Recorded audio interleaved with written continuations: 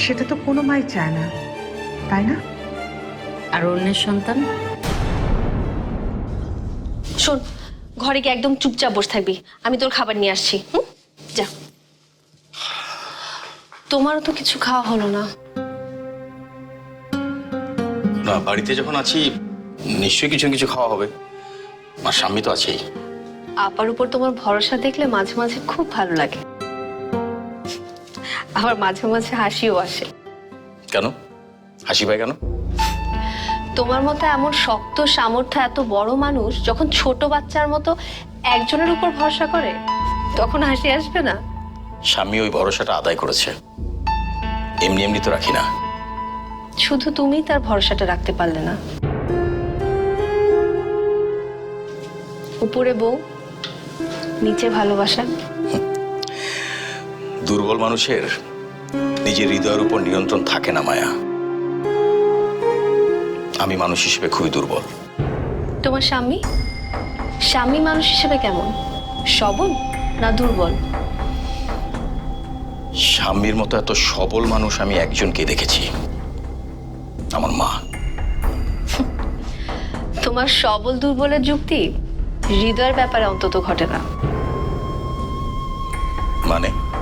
না, মানেটা কি বলবো না, শুধু এতটুকুই বলবো, দুর্বল মানুষ যেমন তার বয়সের অর্ধেক মেয়েকে ভালোবাসতে পারে, সেটা সবল মানুষও পারে। সে বিবাহিত হলেও পারে। কি বলতে চাইলে?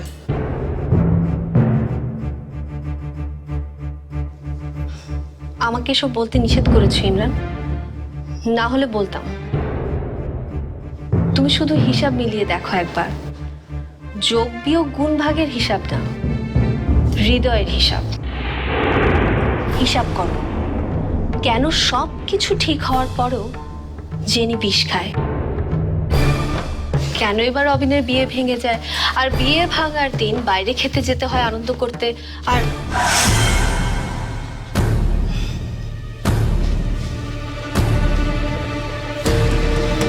তুমি কি কিছু কইবা?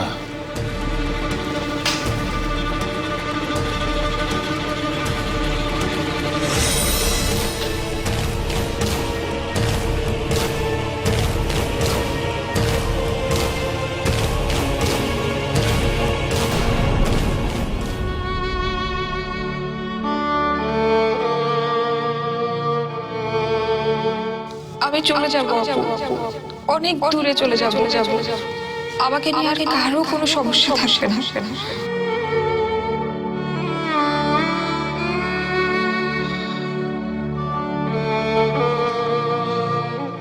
স্বামী,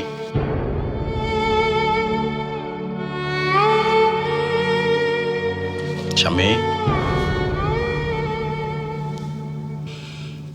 বাহ, এখনই ঘুমিয়ে গেছে। আমরা কি খাবো কি খাবো না, কি করব কিছুই তো দেখি তার মাথায় নেই।